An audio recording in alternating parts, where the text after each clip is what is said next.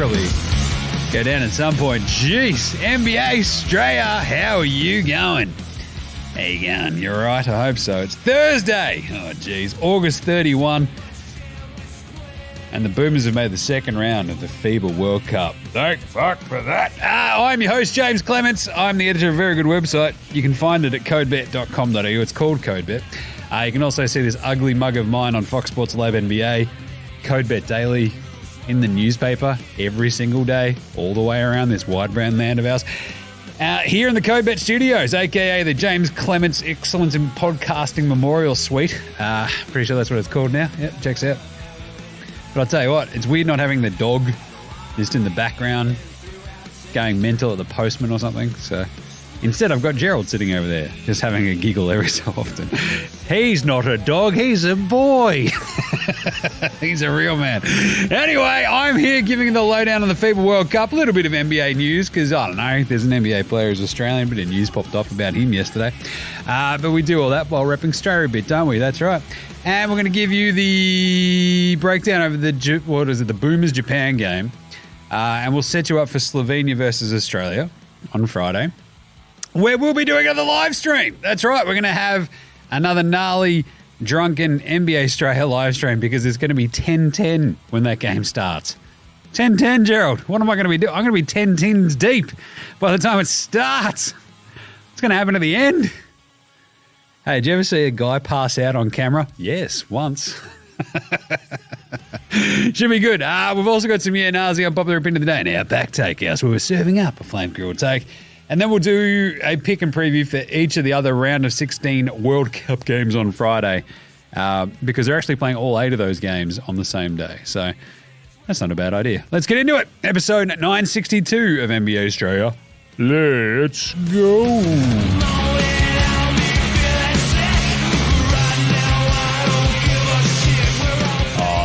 Good one, isn't it? Let's go to Jingles, see if we can get him going. Oh, smooth.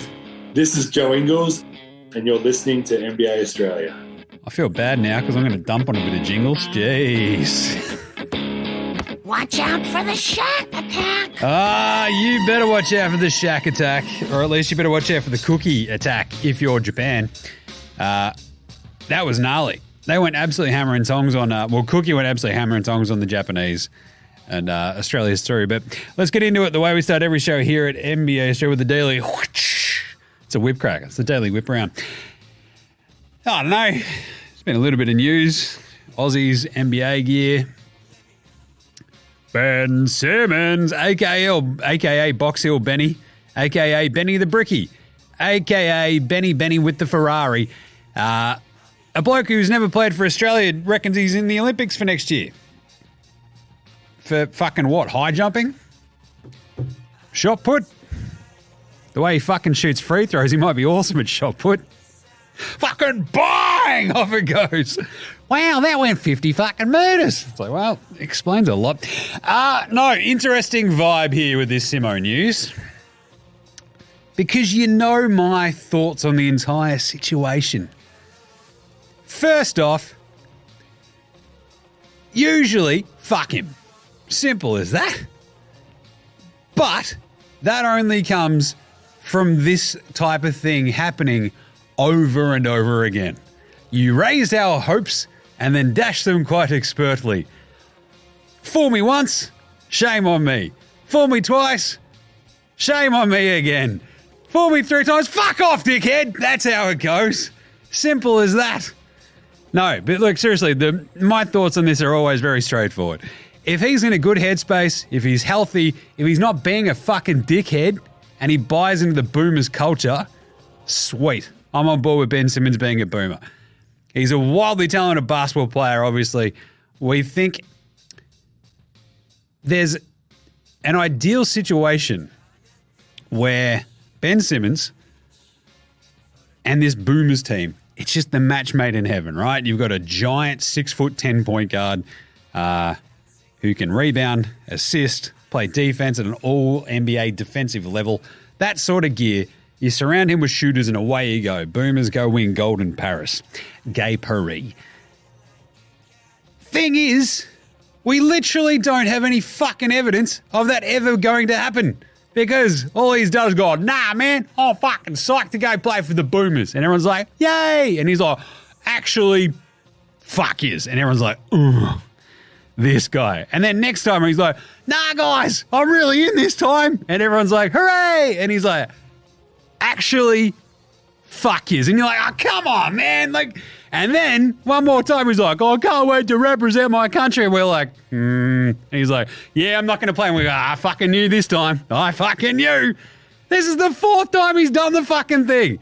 Guys, I can't fucking wait. And everyone's like, hey. But at least this time we've got at least a little bit of trepidation, you know? I kind of like that we've all learned. I don't want to get hurt again, we all say. It's like that fucking Who song. Won't get fooled again by some dipshit. I'm pretty sure that's its full name. But really, Ben Simmons, when he's up and about and playing well, Australian basketball is that much more fucking fun because he's wildly talented. Sure, he can't shoot because, I don't know, he's fucked in the head. Like, to be honest, the fact that he's now gotten to this point of his career and you're like, hey, Benny, can you shoot? He's like, nah. You're like, well, that's getting fucking weird at this point, isn't it? And he's like, oh, I don't know. But look at my muscles. And you're like, all right, buddy, that's good. That's good, little Benny. Off you go. Keep working on your glamour muscles. Don't work on your game. I mean, you spent how many summers going, oh, I need to work on my game by myself. I can't possibly play for Australia. And then it's like, I think he's just in Wimbledon, just reaming Maya Jama. Like, what are we doing here? This is pretty chaos. All right, buddy. Anyway, but that's kind of what it all boils down to, right? The biggest problem has been like 2 years plus of just utter dipshittery, which is fucking wildly frustrating. The double talking, the lack of accountability, the sheer ineptitude and not taking any responsibilities for his own actions. Like, that's fucking stupid and dumb. And like, I don't think we need that around the Boomers and that awesome culture. But if he's fucking keen on buying in and actually is in a good headspace and is healthy, open arms. In you come, Benny. And if you rock up and you act a dickhead, then Gorge can tell him to fuck off and Bangers can put his head through a wall or something. I don't know. Like, whatever. To be honest, Bangers should probably just join that fucking Brooklyn Nets team. That'd sort them all out. But if I was going to put my balls on the line and say, Jim, is Ben Simmons going to be playing with the Boomers next year in Paris? I'd say, well, based on fucking all existing evidence, no. Is he showing a little bit more maturity in some of those quotes that we got this week? Yes. Is it probably because he's in fucking damage control because he's got no one out there who wants to trade for him because everyone goes, that guy's a fucking head case, he needs a bit of a dipshit? Also probably yes. So he's got to come out looking vaguely fucking smart at some point. Maybe he's there now. Maybe he's also just matured into a point where he's like, yeah, maybe I shouldn't be a giant fuckwit the entire time. We all get there. I mean, I'm still trying, but presumably I'll get there. Anywho, more news. The Boomers. They're in the second round. That's good. I'm happy with this. I mean, I had some moments on Tuesday. It was bit dicey there, and especially late. It's like, just fucking get 2 stops when we win the game. And they're like, nah, man, let's just let the tiny guy score some more. It's like, Jesus fucking Christ. Apparently my Japanese pronunciation was all right, but we do now play Slovenia. So the second round is weird. So we go through as the second seed out of Group E.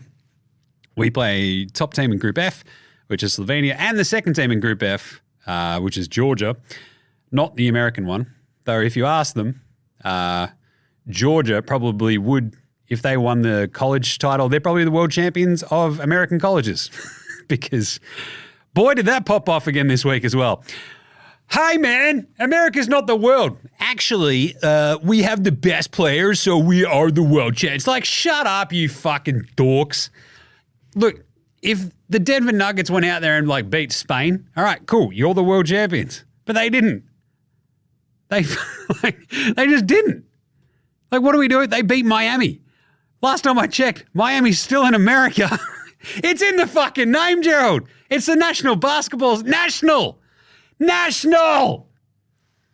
You can't be the world champions of a national fucking competition. Anyway, that's not what I'm all about. So Australia versus Japan. We now play Slovenia. We now play Georgia. Georgia have been sneaky tough. Obviously, they played us really tough in the final warm-up game. We're going to play this one behind closed doors. That was weird. But Slovenia, they'll be out for revenge. Why is that, Jim? Oh, it's because we beat them in the fucking bronze medal game in Tokyo. That was awesome. We all remember that night. Fucking whiskey shoeies on the live stream. Tins aplenty. Gazy's tears. Everyone just having a bit of a moment. Fuck, it was great. We all shared that experience. Well, not in person, but on the internet. It was good. Anyway, we beat them in the bronze medal game. We beat them by 14. It's going to be interesting to see if we can do that again. I'll get to that in a second. Before we do that, 109-89, we beat Japan. We had a lineup change, which was pretty good. We brought in Josh Green in for Aussie Matty T, Matisse Tybal. That worked a fucking trick. What can Matty T do? Play defense. What can Josh Green do? Play defense and score. It's like, fuck, that's not a bad idea, is it? He had 15. He also had 4 steals. Matty T, useless as tits on a bull, I'll tell you. 0 points a game, but look, Greeny came in. He just looks so much more dangerous in transition. Like, that's the best thing for me. He's got a better head for offense as well, right? Like, the simple idea of, like, where the fuck do I go when we have the ball? Greeny's like, well, if I find space, do cuts, and get easy buckets, that's a good thing, right? And Gorge is like, oh, fuck, this guy's a genius. After hanging out with Matty T. Giddy was incredible. He had the 26, 5, and 11. Massive bounce back for him. I think in my preview article on CodeBet, talked about, I think the points, rebounds, assist line for him was like 28.5. He had that basically by the third quarter. Paddy Mills had the 11 on 4 of 13 shooting. A rough shooting off of Paddy.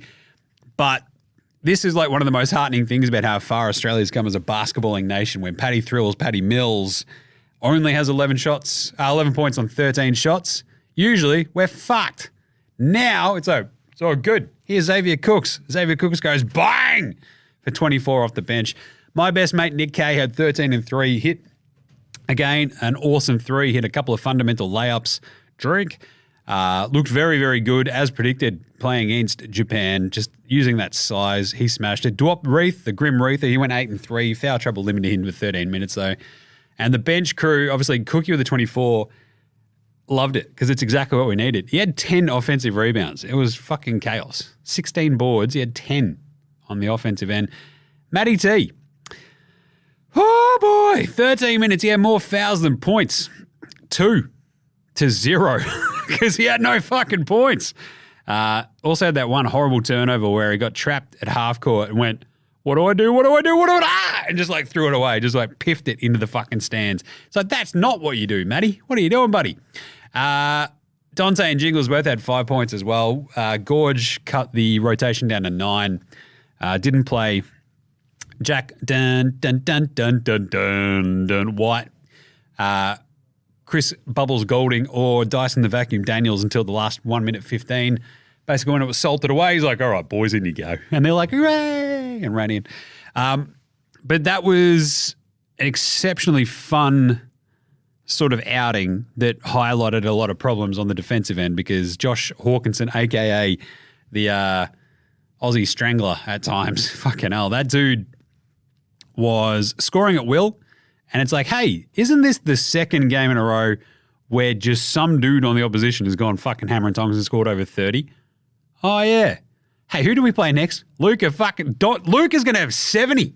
We're like, this defense has just been so slipshod. And I'll tell you what, it's slightly fucking worrying at this point. To give up, was it 89 to Japan? We gave up over, was it 86 to Germany? I keep hearing a lot about how we've got great defensive players. I keep saying we've got great defensive players. What we do not have is a great defense. That's a fucking worry. It felt like the switching was a little bit more under control in this last game against Japan, but I'll tell you what, going up against the Slovenians, who gave us a lot of trouble, obviously, in the bronze medal game, scored over 90 in that game, I think. Because, I think it was 107-93 off the top of my head. So we know they can score. They've got Luka Doncic, and, oh boy, we need to tighten that the fuck up. But hopefully against a team like Slovenia, that might actually sort of play into our into our hands. All right. That's not a knife. This is a knife. I don't know if we've got these loaded up here, Gerald, do we? I think we do. Let's play the... Yeah, straight. Whoa, that's the wrong button. I'm just pressing buttons over here. Press this one. We're trying out a different board. It's pretty good. We're going to number 2. We're going to press this one. That's not a knife. That's not a knife. That's a knife. That's a knife. The NBA Australia approved performance of the night. It's Cookie and Gids. Very simple. Holy smokes. Cookie, 24 points, 16 rebounds. As mentioned, 10 on offense. You'd fucking hope so as well. He's a foot taller than everybody out there. It looked like he was playing against the fucking Wendouree under 12s. That's a Ballarat reference for anyone who was paying attention at home. The pride of Ballarat. And also Xavier Cooks had a good night on Tuesday. I'm calling myself the pride of Ballarat at this point. No, he was awesome. He just went flying past Steve Monaghetti as the pride of Ballarat. Ray Borner, the Mavises, I think Brett Kirk. Anyway, he was really, really fucking good, filling the lane in transition, just getting easy putbacks. This is the thing. He's playing Japan. They're all a fucking foot tall, shorter than him. So Josh Hawkinson was like the only one with a bit of size, and he was awesome. So it's still slightly worrisome on defense. But Gids, that was another man who felt much more comfortable in the paint, right? Again, when you're like a half foot taller than everybody around you, it makes it a little bit easier to get 26, 5, and 11. But it was just nice that was vaguely what I predicted. So 26, 5, and 11, shot 10 of 18, including 2 of 5 from downtown. Even Japan were like, yeah, the bloke with the really nice hair, look, he can't shoot great. Fucking just leave him open, bro. He's going to slice and dice us otherwise, so just let him shoot it. And he's like, oh, fuck, they're onto me. But he hit 2. That's all you need to do. 2 of 5, I'll take that. Fuck it. Good on you, Giddy. So good game for him. It was also like a nice little confidence gatherer after a pretty shit outing against Germany. So I'm hoping that he goes absolutely hammer and tongs against Slovenia. You might remember he did not play against Slovenia last time around in the Olympics because he wasn't on the team. All right, what about Spud of the Night? Spud, spud, spud, spud, spud, spud, spud, spud, spud, spud, spud, spud, it is Spud of the Night. I feel bad, but I'm going to say it. Jingles. 20 minutes. That's a lot in a FIBA game. That's half the game.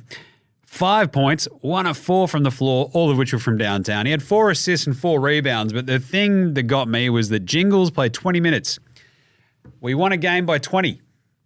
He was a -1. A -1, Gerald. He's out there for 20. Half the fucking game that we win by 20. How are you a -+1 or -1 out of a +-? What is going on? I love the jingling one. We all know that. Congratulations, you just got jingled. But wow, the only player in the minus, there were a couple of other ones that were just 1, but that was, I believe, Dante and Jack White. But only one in minuses. He was a bit cooked on D at times. The offense was a little bit obviously off and wonky. The threes weren't quite there. Some of the assists were nice, a couple of little dump-offs. The rebounding would have been a little bit better to see earlier.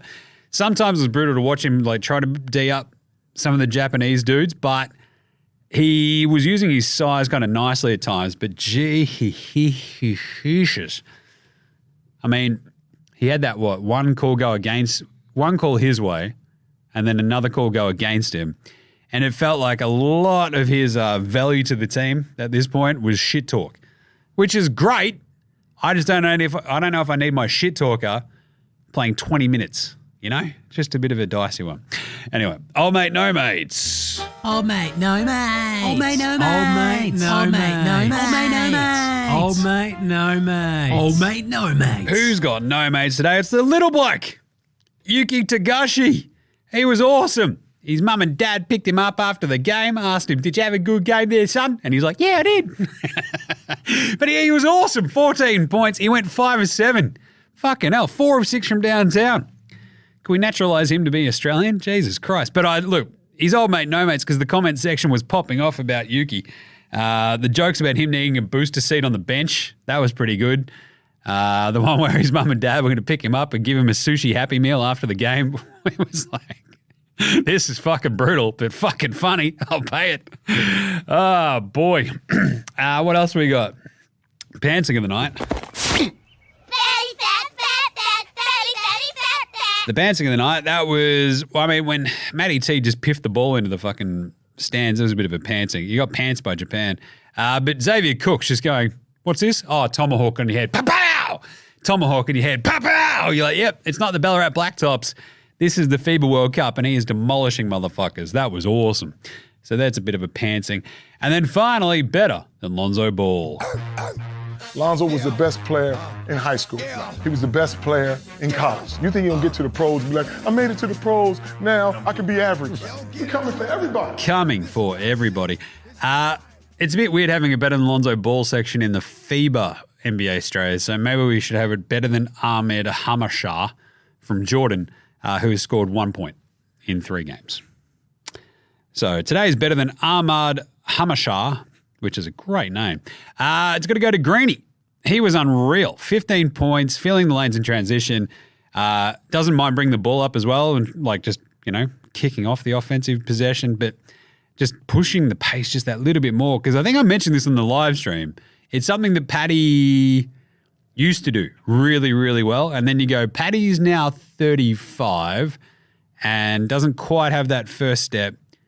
And sort of now is much more content to grab the ball, go, get to a spot more along sort of like the elbow or the baseline and then try to go for a jumper rather than just taking to the teeth of the defense. Greeny's like, I don't give a fuck. Let's go. It's way cooler. Nick Kay, also my best mate. We knew he was going to go off against Japan. He plays there at the moment. And he's got his new kid at home watching, no doubt. I'm sure, the 2-week-old baby's just like, there's me dad. Fucking smashing it. So that was pretty good. And I think, I don't know if we've got Dickhead of the Week loaded up on this one, but Dickhead of the Week, it's got to go to Yuta Watanabe. Fucking clotheslining Paddy Thrills. You just made the list, Yuta.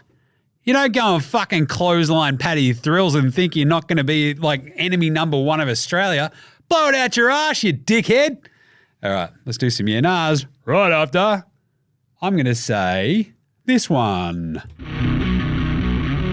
This is Shane Heal, and you're listening to NBA Australia.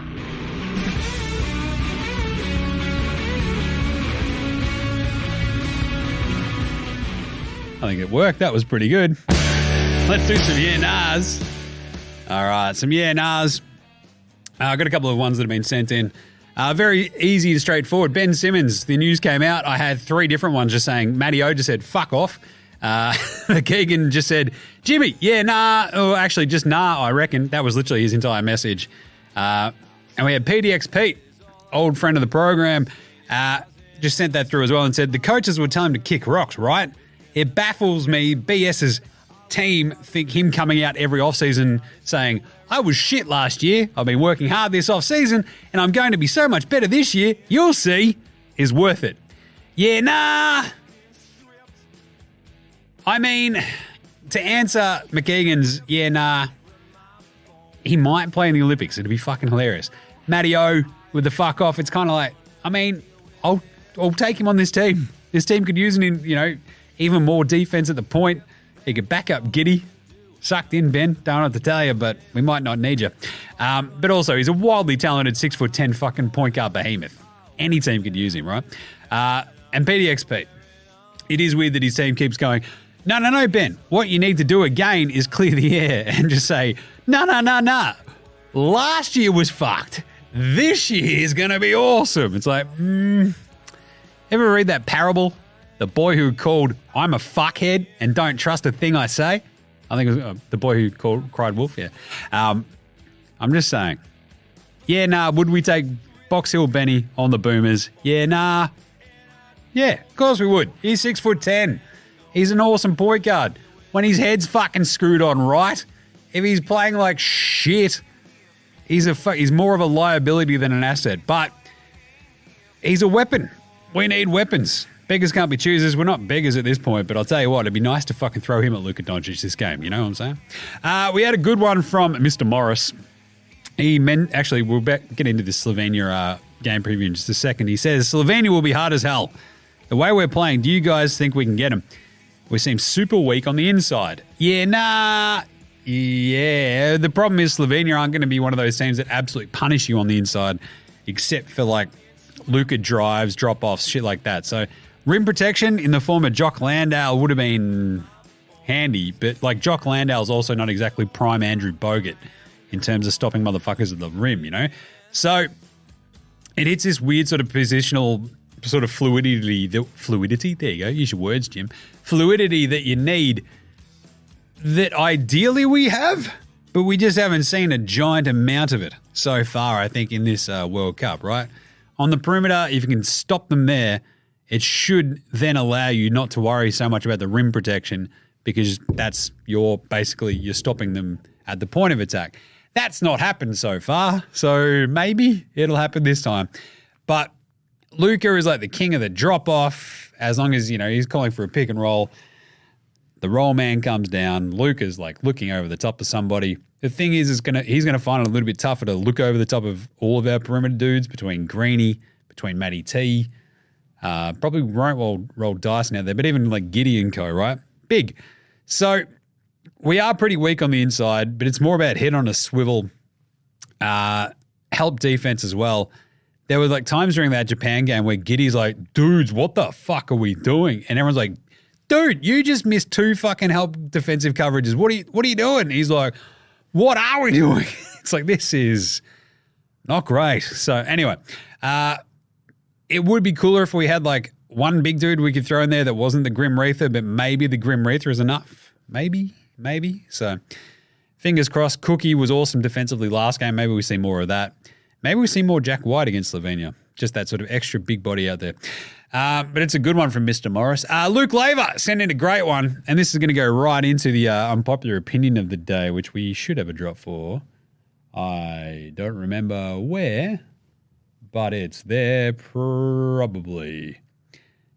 And there's the dickhead of the week one. I found that one. Cool. No, it's not there.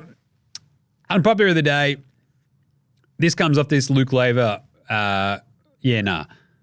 Will the Boomers coaching staff have the balls to let Jingle spend more time on the bench? He's been shite the last 2 games. Surely Goulding and Daniels deserve some more minutes. Here's the unpopular opinion of the day. Yeah. Less Jingles may be the better. 20 minutes for a -1. Look, I think you will see him play roughly that same sort of amount of time against Slovenia, if only because you'll need that veteran head out there to sort of just direct traffic, play a bit of defense, make sure everyone's like organized. But really, he's getting to the point of his career where it's like, look, if you can't just sort of hit 2 threes in that game, what's the real benefit and value, the cost-benefit basically analysis that you're putting out there of having him on the floor? Like, he was out there buzzing up Cookie, basically, by shit-talking. Like, Xavier Cooks came out there, you know it's fucking awesome, playing with Joe Ingles. He's just out there shit-talking to everybody. It's great. And you get up for it as well. I'm like, that's about all he did last game. But I'll take it because it fucking inspired Xavier Cooks to have 24. So the thing is, you could do that and only play 8 minutes and hit like 2 threes. And that would be kind of fine with everybody. Because I feel like defensively, you get more from Matty T. Offensively, when Matty T was on fire in the warm-up games, we looked fucking unbeatable. But Jingles, look, hopefully he finds his shot next game and we just smash Slovenia. But we'll get to that in a second after Outback Takehouse. But Jesus, if he misses his fucking first 2 shots like he did in that game, if I'm Gorge, and I'm not, last time I checked, I'd be like, fucking Jingles, do your shit talking from the bench until you fucking learn how to hit a 3. We love you, but Jesus. Breaks my heart to say that one too, because he is a fucking legend. But goddamn, like when you've actually got other options out there you can throw onto the court, when you're actually playing like a 35-year-old, 36-year-old who's not hitting shots and is like not contributing a giant amount, it's pretty fucking hard. All right, it's time for Outback Takehouse. That's right, it's Thursday at Outback, and you know what that means? 2 for 1 blooming onions. That's right. No prick knows what the fuck these things are. It's some sort of onion cut into a flour? I don't fucking know. No one in Australia's ever eaten one of these fucking things, but guess what? 2 for 1 only at Outback. And today's Flame Grilled take is, if Australia get past Slovenia, they're making the fucking Final Four again. Don't you worry about that. Because if we can beat Luka, we can beat Spain. Don't know if we'll beat Canada, but we'll fucking give it a shot. Only at Outback. And hopefully we'll beat Georgia too. But to be honest, I think the Outback Takehouse is, so far, after everything we've seen, Canada's going to win the World Cup. All right, back in a second with some previews right after. I think we can do a deli right after this. That's Anstey. This is Chris Anstey, and you're listening to NBA Straya. Anstey just did a great show with Sam Vecini as well, which I very much enjoyed. Now let's see if I can find a bit of a tune, and we'll go from there. Just get that one going. There you go. So we've got coming up, let's do Slovenia versus the Boomers. Before we do that, actually, nailed 15 of my 16 group picks. The 1-2s coming out of the groups. The one that I missed out on was fucking France. Those French flog fucks. God damn. Seriously, that's how shit they were. Couldn't get out of the group. Wankers. But everything else nailed. Even the Dominican Republic over Italy 1-2 and a couple of other ones. Germany obviously over Australia, much to my own chagrin. But anyway, Australia-Slovenia, it comes down to the simple idea that we're going to have Paddy Mills actually hitting some threes. You might remember that bronze medal game, he had 43. That's a lot of points. That was more than Luka, who had 22. He was a bit shit, which is exactly what we needed because that dude will tear you up as soon as you look at you. But the rest of the Slovenian team, look, they're very obviously a one-man team, right? But you do have basically a couple of the dudes from that team at the Tokyo Olympics where I think it was Prepelic, Clement Prepelic and Luka and Mike Toby are still like they're sort of three dudes. And last time around, they were the ones that sort of gave us a bit of a hassle as well because you had Australia taking on Slovenia in 2021. Prepelic had 17 or 18 in that game. Luka had the 22. Toby did enough. You sort of contain Luka, you give yourself a shot. I mean, it's not fucking rocket surgery at times, but it's still going to be on our defense to literally just sort of slow down the Luka point of attack, keep him vaguely inefficient.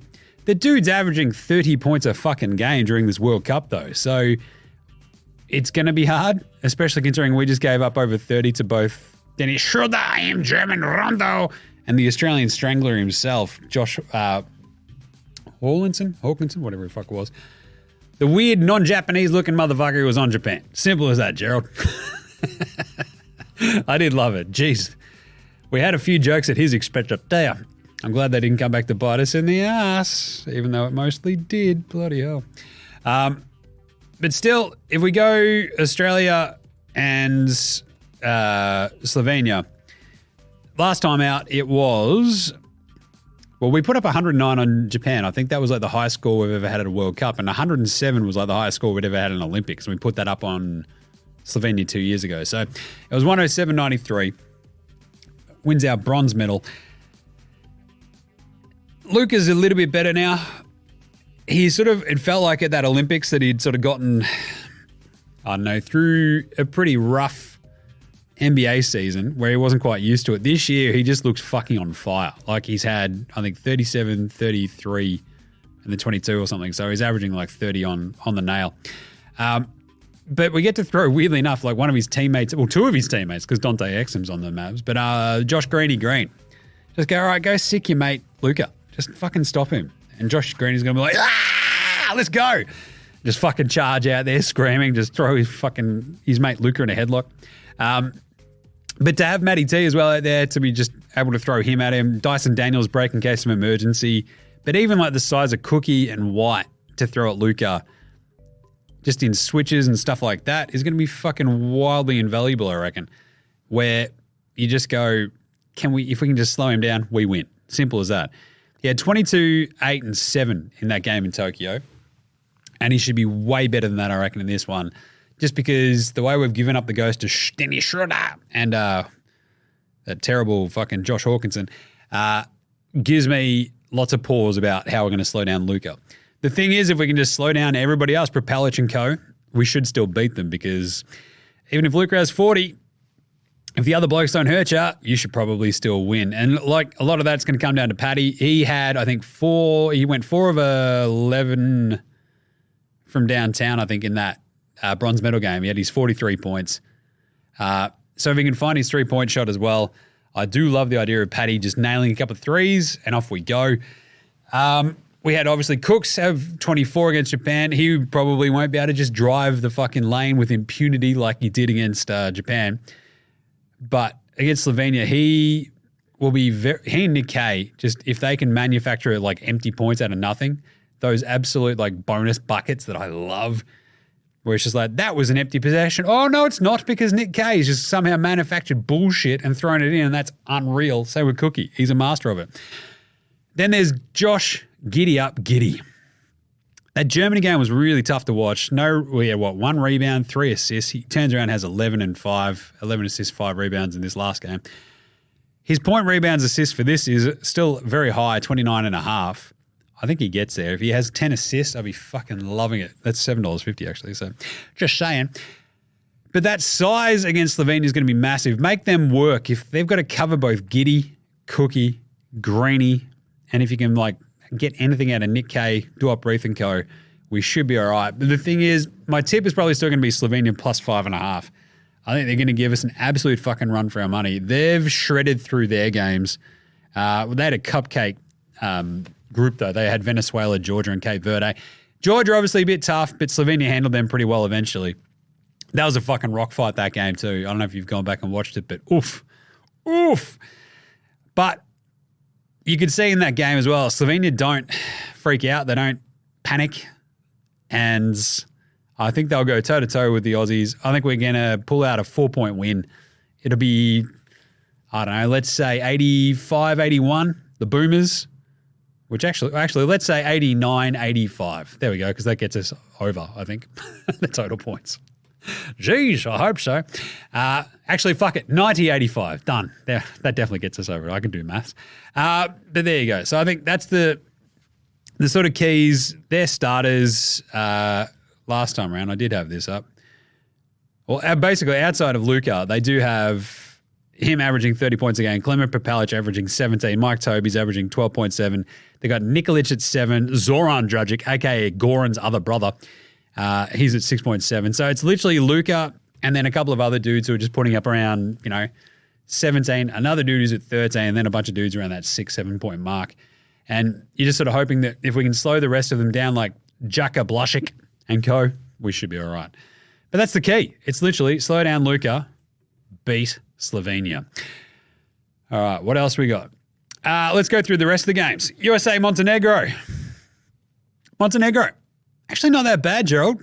They're 26.5 point underdogs in this game. I'm going to take Montenegro to cover that line.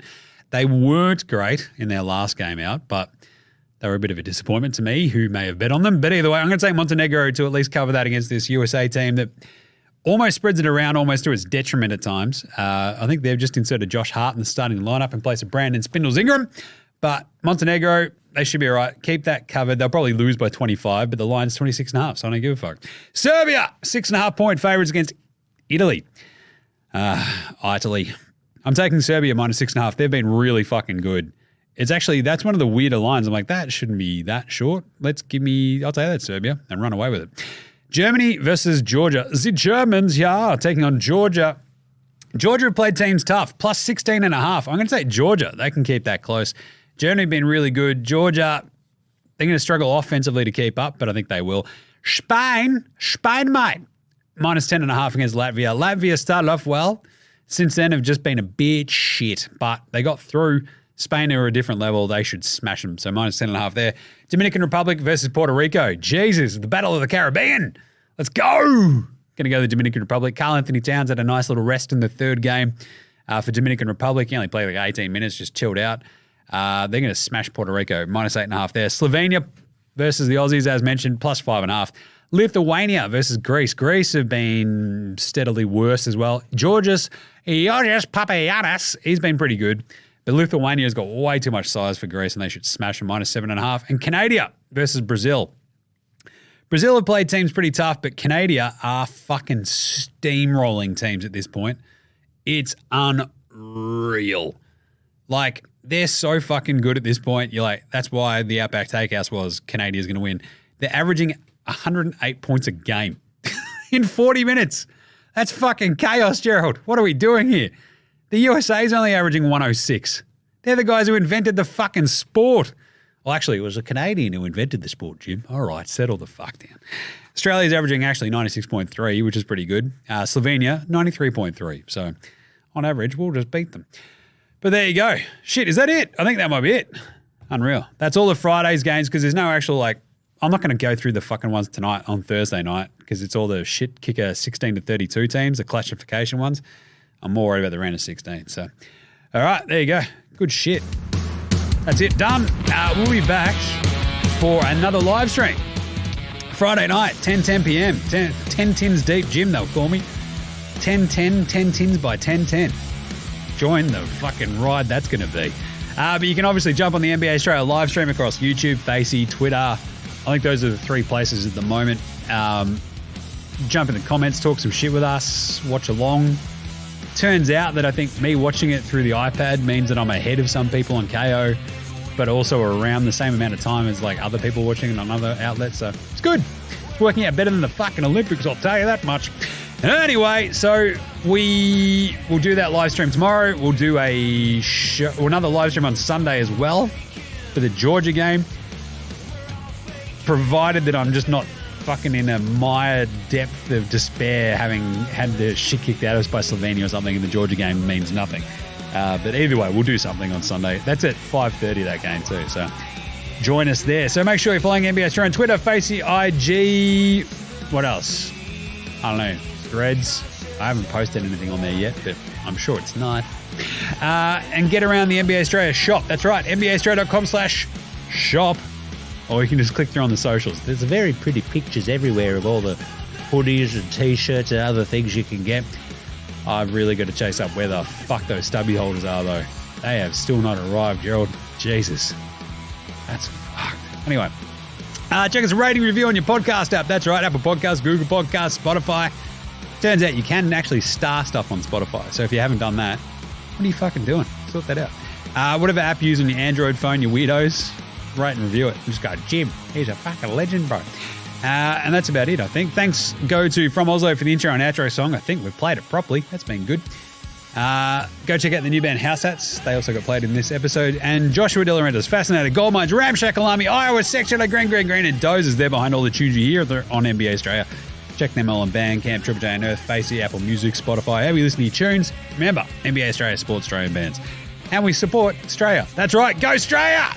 Tomorrow night, 10 p.m. Be there, be square. Be smashed. That's what we're going to be doing, I'll tell you that much. So we will see you tomorrow night and Sunday evening for the live streams. And then we'll be back with the new NBA Australia probably on Monday to wrap it all up. Hopefully it won't be soggy sorrows. It'll be fucking blasting happiness. That's what it's all about. Gross. All right. There you go. Done for another day. We will catch you on Monday, you dickheads. Well, we'll catch you tomorrow and Sunday. I've got to stop saying that. We'll catch you on Friday and Sunday, you dickheads. This is NBA Australia. Say, look after yourselves, would you? And let us